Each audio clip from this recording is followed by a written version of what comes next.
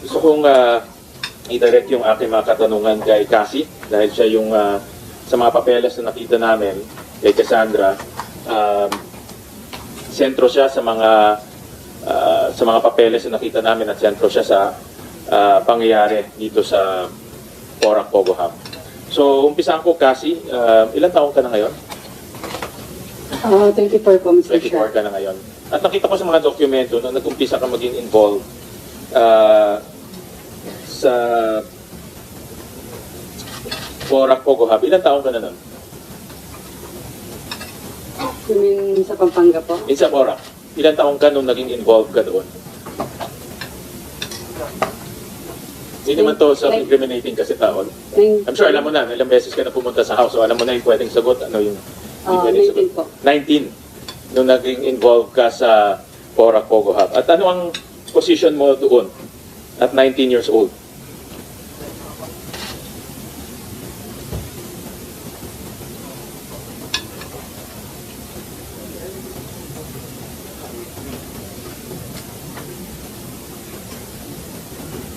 Uh, 19 po, nag-representative po ako. Ano yun? 19 po, nag-represent po sa Pakilakas nga. nung 19 po, nag-representative po ako ng Lucky So, South. nung 19 years old ka, naging representative ka ng Lucky South 99. Tama? Anong taon yun? What year was that? 2019. 2019. Okay. And ano yung mga, as representative, ano yung mga responsibilidad mo sa Lucky South 99? If may need silang papers. Ano yun? If meron po Miss silang Cassie, baka para mas klaro, pwede niyong tanggalin yung mask Hindi niyo. kasi namin maintindihan. The chair just allowed Ms. Go Huaping to retain her mask dahil sinabi ng mga doktor dito sa Senate. Hinihintay pa yung lung clearance niya. But please, salamat. Thank you, Madam Chair. Go ahead. Bali po, pag may other documents na need ang Lucky South, yun lang po. Pag may ano? Documents na need. May ang Lucky kailangan South. silang dokumento. Opo, may Okay. papalakad po sila. May papalakad Opo, sila. Ano yung Mr. mga Chair. dokumento na linakad mo at that time, in 2019?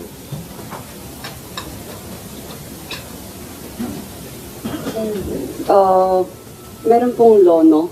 Lono, Opo. yung linakad mo para sa Lucky South 99. At alam mo kung ano yung lono? Ano ibig sabihin ng lono? No objection po. Letter of no objection. Yes, So, po. ibig sabihin, pag binigay ito ng LGU, pwede na mag-operate yung POGO sa lugar na yon, tama? Wala silang objection, itong LGU.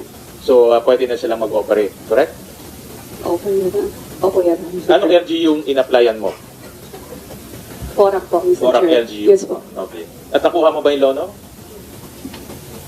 Yes po, Mr. Chair. Okay. So, naging effective ka sa pag-apply at pagkuha ng lono. Paano ka naging representative ng Lucky South 99?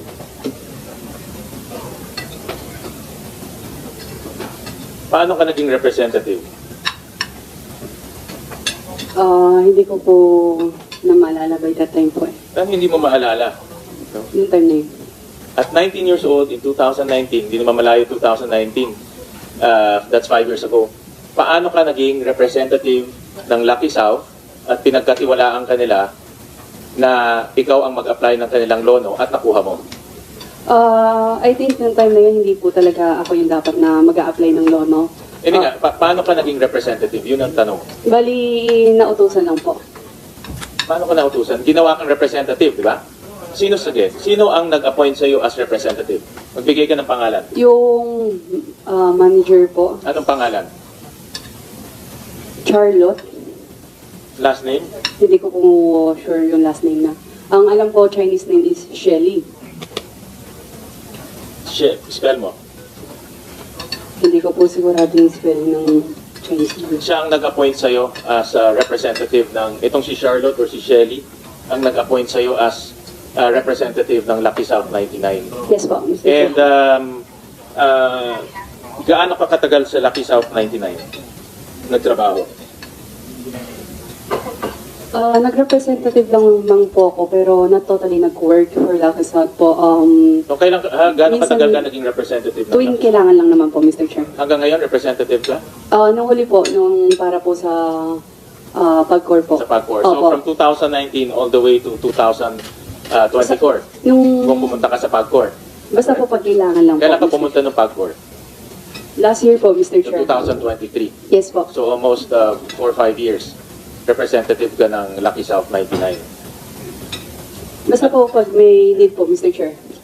Nag-apply ka ba sa Lucky South 99? Paano ka nakapasok doon sa Lucky South 99? Paano ka nakapasok sa Lucky South sa 99?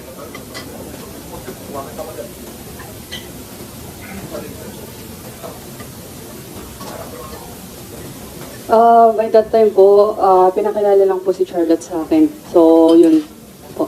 Sino nagpakilala sa'yo kay Charlotte?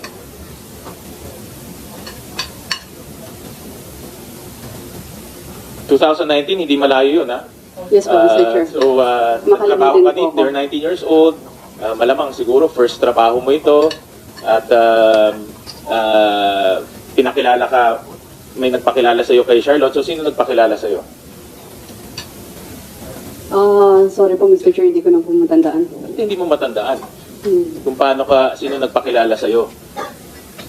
Diba, may taong nagpakilala sa'yo kay Charlotte, di ba? Yes So, po. sino itong taong to na nagpakilala sa'yo? Hindi ko na po siya matandaan kung Ano, hindi ano mo ulit yung matandaan? name niya. Yung name niya po, hindi ko na po matandaan. Lalaki ba siya, babae?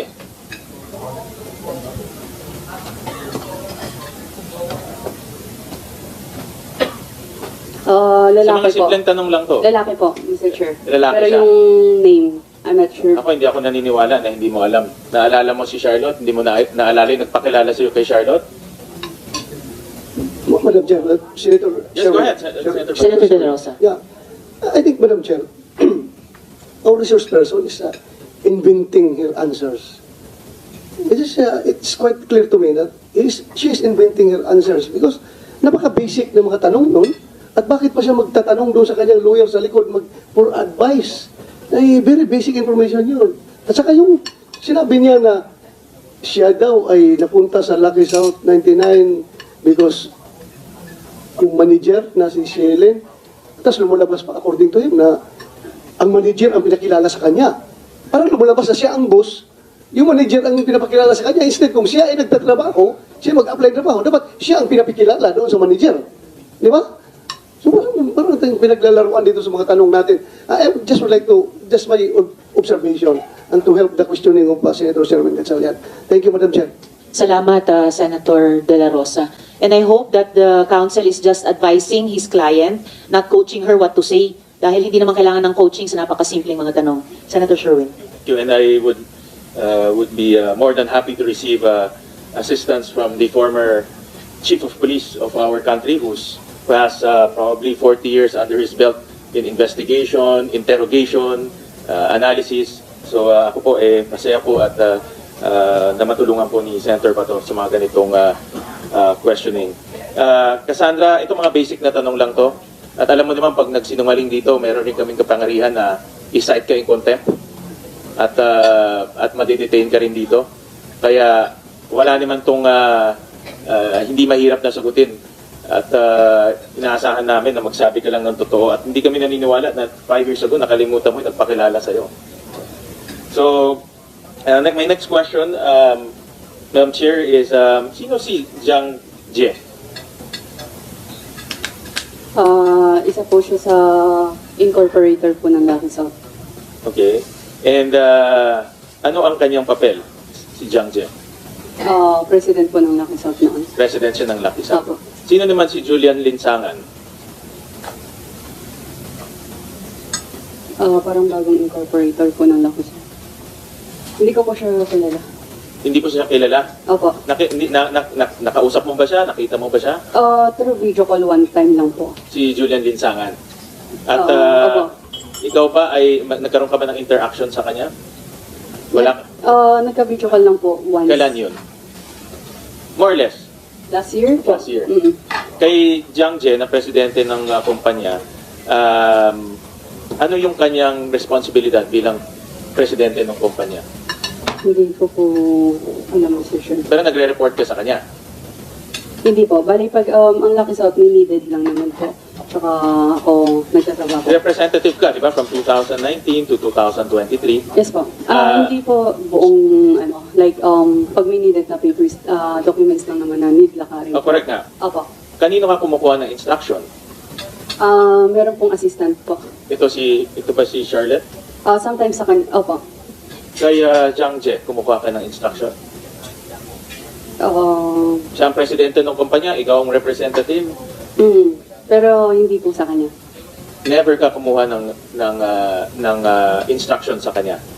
Kung hindi ako nagkakamali, parang never po. Never ka kumuha ito. Opo. My next tanong ko naman sa Whirlwind. Ito mas ano ka dito, mas involved ka sa Whirlwind, tama? Yes po, Mr. Chair. Okay. Ano ang papel mo sa Whirlwind? Corporate Secretary po, Mr. Chair. At? Isa lang? Isa lang ba ang iyong position sa Whirlwind? Incorporator po ako ng Whirlwind po. Shareholder ka rin ng Whirlwind, di ba? Opo. 58% ang 58% po. pagmamayari mo at nakita rin namin sa latest GIS, ikaw ay treasurer ng Whirlwind.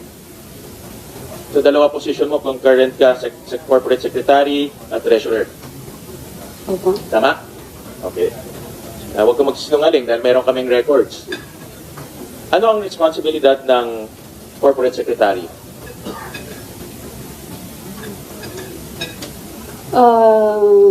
Corporate Secretary po. Bali, everything naman po dumadaan po sa akin pagdating sa Whirlwind po. De, anong responsibilidad ng isang corporate secretary?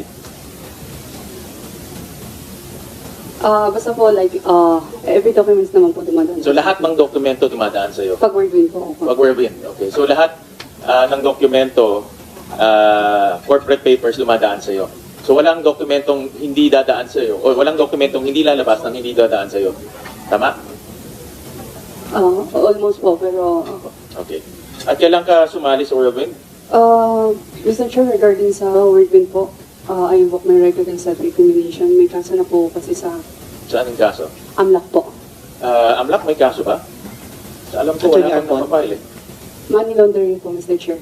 Good afternoon po, Your Honor. May na-file po kami na money laundering complaint po. Kasama po si Ms. Alice Guo in relation to the Bamban case, Your Honor. This Banban case, right? That's right, Your Honor. And that's why mamaya pupunta ako sa Whirlwind in Lucky South. May na-file na ba so far as Whirlwind is concerned? Your Honor, yung investigation has been concluded. The papers is now being routed to the council members But for the filing of bank inquiry and case order. Yeah, may na-file na ba na case? For now, at this point. Sa Whirlwind.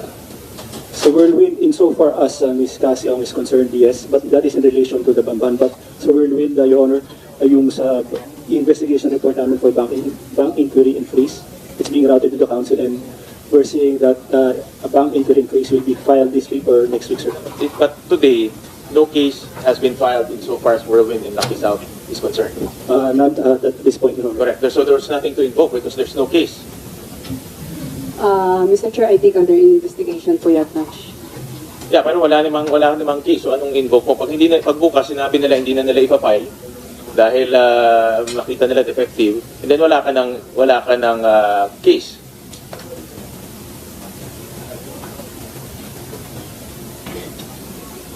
Mr. Chair, is still under investigation pa po yung regarding sa Whirlwind, maka-Whirlwind or Lucky South. Yeah, but you can only invoke it when a case is already filed. Ito hindi pa nila pina-file. In fact, hindi pa nga nila sigurado kung ipa-file nila o hindi. Mr. Chair, advice po ng abogado ko to, opo, mali ang kasi advice ng abogado. maaari pong gamitin lahat Yeah, ng pero mali sasabihin ang ko advice dito. ng abogado mo dahil wala pa nga ang kaso. Yeah. So ang tatanungin kita ulit, kailan ka sumali sa Whirlwind? Mr. Chair, I invoke my right against self-incrimination po kasi maaari pong gamitin yung lahat ng sasabihin ko dito. At Madam Chair, Tinatanong lamang, anong petsa ng pagsaling mo sa Whirlwind? correct. A simple matter of fact. I think 2020. Sa Whirlwind? Kailan ka 21? naging parte ng Whirlwind? Naalala mo kanina sa Lucky South, I'm sure maalala mo rin sa Whirlwind. Kung di po ako nagkakamali, 2019, 2020. 2019. 2021. Well, based on sa records, 2019 naging corporate secretary ka in September 25, and then 2019, December 19, naging treasurer ka concurrently. And then from then on, from 2019 to 2024, officer ka ng Whirlwind Corporation. At napakabata mo para maging corporate secretary ng isang kumpanya. Yan ang nakita kong medyo kakaiba. In fact, karamihan dito sa kwartong to at 19 nag-aaral pa. Yung iba siguro nasa senior high school, yung iba nasa kolehiyo, ako nag-aaral pa ako noon. But ikaw, corporate secretary ka na ng isang real estate company at ikaw ay isang representative ng isang POGO company at 19 years old. Madam Chair, with the permission Yes, go ahead, of Senator De La Rosa. Yung, yung sabi mo, batang-bata siya at 58% ng shares ay sa kanya. 58%, so majority shareholder siya. Siya lang mismo. So maybe we know from the resource person, Madam Chair, kung sinong who owns the rest of the, kung 58 shares siya, merong 42 na remaining shares. Pwede mo naman kung sino may-ari ng remaining 42? Ms. Cassandra, Permission please. of Senator Win. Sino pong may-ari nung balanse na 48% shares? Yung 42% shares dahil sa iyo yung 58% shares. I-check ko lang po sa SEC po, Mr. Chair. Can you give us the answer during this hearing? Kasi baka may follow-up questions ang mga colleagues ko. Thank you, Madam Chair. Thank you, Sige Senator po, Win. correct Thank po, you. Mr. Thank you. Thank you, Senator De La Rosa. No, you don't have to try, Ms. Cassandra. Again, matter of fact. Itanong nyo lang sa SEC and then pakisagot yung tanong ni Senator De La Rosa. Senator Sherwin. Thank you, Madam Chair. Well, dito sa records namin, yung remaining is isang nangangalang Daniel Salcedo, Duan Ren Wu, Chona Alejandre, Xiang Tan, at Jinggu. Ito yung, if I'm not mistaken, the remaining the remaining shares. No? Ito yung mga naiiwan. At gusto ko ulit tanungin si Cassandra, paano ka napasok sa Whirlwind? Same question. At 19 years old. Mr. Chair, I invoke my right against self-incrimination po. Pasensya na po. Ba't wala pang ang kaso? At this is also a matter of fact. Nag-file na po sila ng case sa akin. Bali, Saan kung hindi case? po ako nagkakamali, under investigation pa po yung case. Kasi wala pa po naman kami na-receive. But again, possible po lahat ng sasabihin ko po dito ay maaari pong gamitin sa akin. Paano pag hindi finaling case? Diba? As of this point, nag-uusap tayo, wala pang case na i-file sa'yo.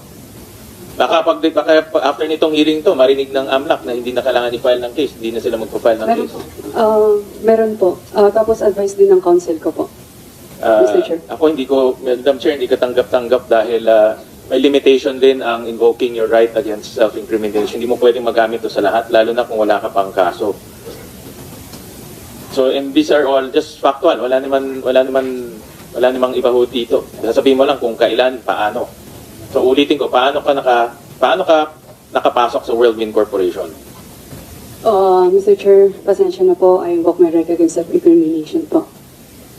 Sige, tatanggapin ko muna yan ngayon. But later Thank you on, po. I'll move to cite her in contempt, Madam Chair, because there's no case. So ano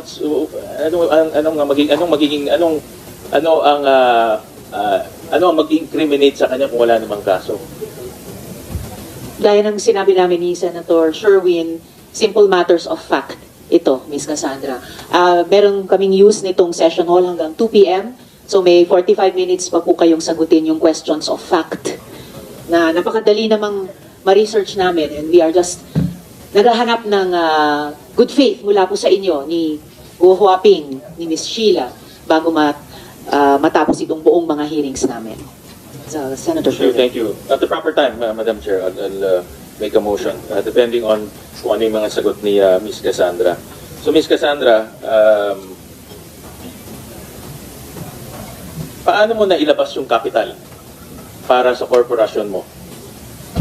19 years old ka, nagtanong rin kami sa BIR, wala kang tax return na i-file ever since.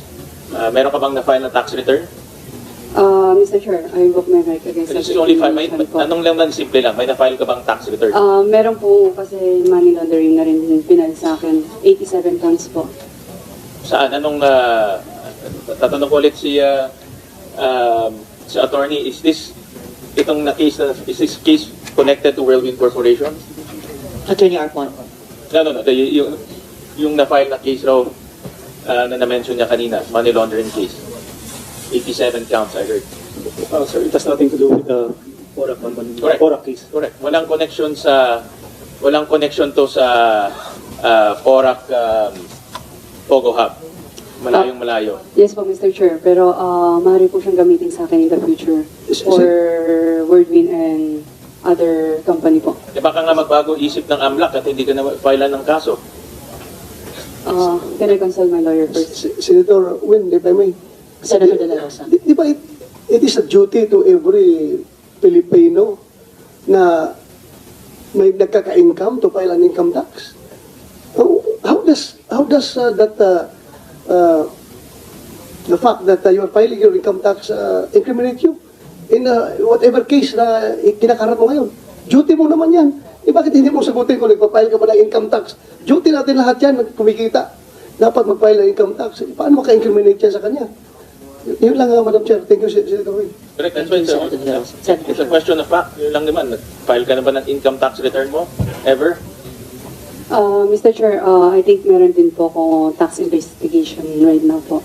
Tax audit investigation po. Mayroon na bang case?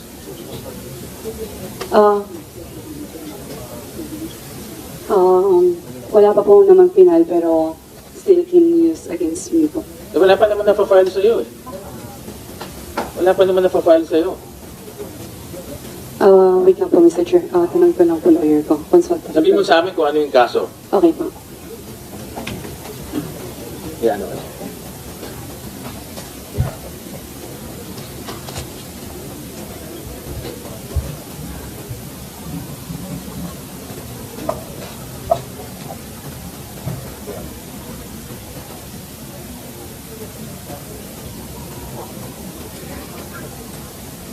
Lang yung tanong, nag-file ka ba ng tax return o hindi? Mr. Chair, meron na po akong parang tax audit po na letter na po. So, any na possible ko po sabihin dito, pwede po nilang gamitin. Well, ngayon, Dito dahil po. ini-invoke mo yan, papakita ko yung certification ng BIR na wala kang na-file na tax return. So, ang tanong namin ngayon, saan mo nakuha yung kapital para ilagay dito sa Whirlwind Corporation na bumili ng halos 10 hectares na lupa sa Porac, Pampanga na nagkakahalaga ng 1.2 billion pesos. So, kung ang portion mo is 58%, more or less, ang dapat mong ilinabas ay about 600 million pesos. So, wala kang tax return. 19 years old ka nung pumasok dito. So, ang tanong namin, saan ang galing yung pera mo? Mr. Chair, regarding naman po sa if topic na money po, I invoke my right against self-incrimination kasi possible po akong kasuhan. And may kaso na rin po ko sa AMLAC. Again, iba nga yung kaso mo sa AMLAC. Yung kaso mo sa AMLAC, walang connection yun sa Porac. Yes po, Mr. Chair, but So, I want to ask BIR. Nasaan ba yung possible BIR? po nila akong kasuhan. Is BIR here? Senator Sherwin, nandito po yung BIR, hinahanap lang yung resource person. Sige, well, we're waiting for the BIR. Sir, please take a seat. Sige, tutuloy ko muna, ma'am, kay Sandra. Paano ka nakapasok sa Whirlwind? Again, fact lang to. Walang connection sa tax evasion mo or ano. Paano ka nakapasok sa Whirlwind? Sa ninong ko po, Mr. Chair. Okay. Ito narinig ko sa House hearings, ito si Duan Renwu. Tama? Yes po, Mr. Chair. At ninong mo ito sa Binyag? Tama? Hindi ko Tama po ba? sure kung nandun yung name na. Ninong mo saan? Ninong-ninongan o ninong mo sa Binyag? Ang sabi naman po is ninong ko po. Sa Binyag. Opo, yata. Tama o Hindi, hindi? hindi ko po sure, Mr. Chair. Okay, Ayun lang yung sabi ng mom ko. Basta tawag mo lang ninong. Opo, way back nung pinakilala pa po sa akin, long time ago. Sino Ayun. nagpakilala sa iyo kay Ma'am ko. si mama, Nung- mother mo ang yes, nagpakilala? yes, nung buhay Anong pa po relasyon yung ni Duan Ren at your mother? Sabi nila, best friend daw po. Best friends sila? Opo. Saan sila nagkakilala? Alam mo ba? Sa China po. Sa China sila Yes po. nagkakilala. So nagkakilala sila sa China, naging best friend sila. Nung pumunta sila dito, kinuha siyang ninong mo. Bali po, ayun yung pagkasabi ng mom ko. Okay. At Opo. nung nandito na siya, siya yung naging dahilan kung bakit ka nakapasok sa Whirlwind Corporation? Siya na po yung tumayong parang parents ko na rin po. Parents mo na rin siya? Opo, pagpunta niya ng Pilipinas po kasi kakaalis lang po naman ko. Ano? Magsalita ka ng malinaw kasi hindi namin marinig eh. No? Pakiulit nga yung sinabi mo ulit kanina. Tumatayo siyang magulang mo. Opo, kasi pag-aalis po ng mom ko, yun, yung pagdating na po, kakaalis ng If I may, Senator Sherwin, bakit ka naiiyak, Miss Cassandra? Nung time na yun, kakawala lang naman po, sorry. Nawala as in, nag-disappear sila or namatay sila? Namatay mom ko. And then yun yung panahon na dumating si Tuan Renwu. Senator Sherwin.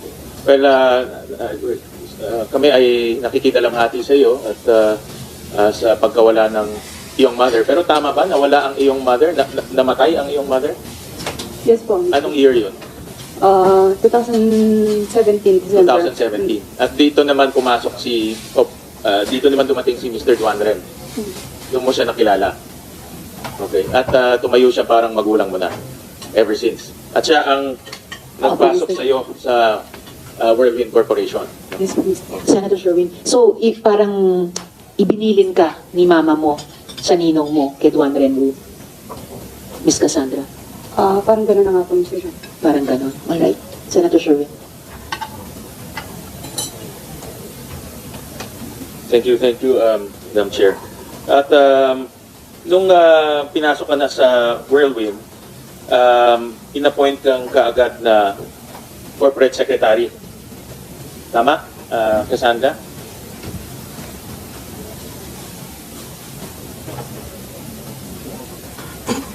Mr. Chair.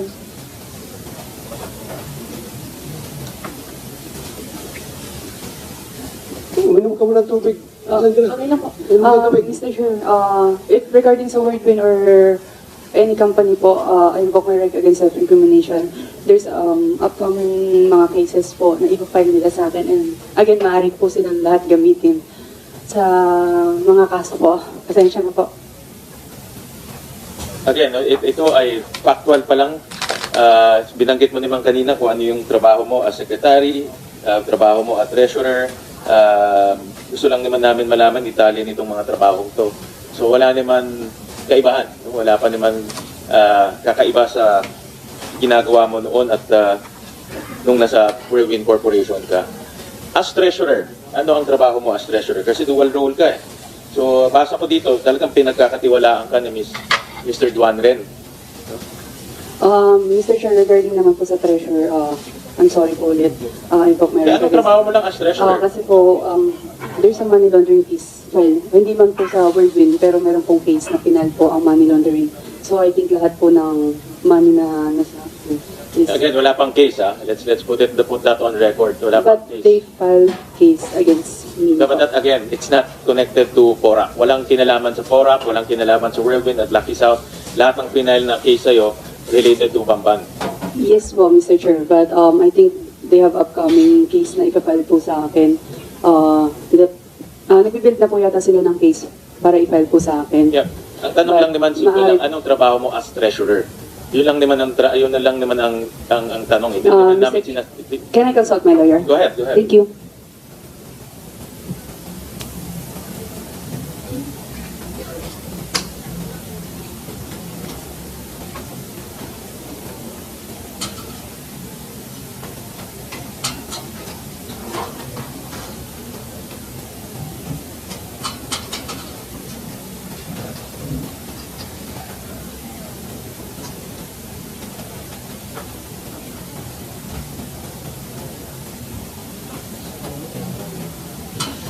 Mr. Chair, I invoke my right against self-incrimination. May papakita din po akong letter.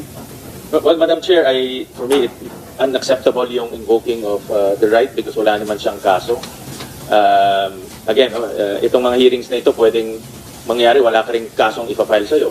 Kaya unacceptable para sa akin to invoke her right. Hindi tama na ginagamit yan na kung ayaw mo lang sumagot o feel mo lang na hindi ka dapat sumagot. Hindi legal remedy yan. Madam Chair, I understand that there will be more hearings on this topic, so I'll yield my time to Senator Ercito. And Madam Chair, at the proper time, I will file a motion to cite Cassandra in contempt for not responding to the questions. Very basic questions. Wala naman po itong hindi naman po malalim at hindi naman komplikado yung question. Very factual lang po yung mga question. And at the proper time.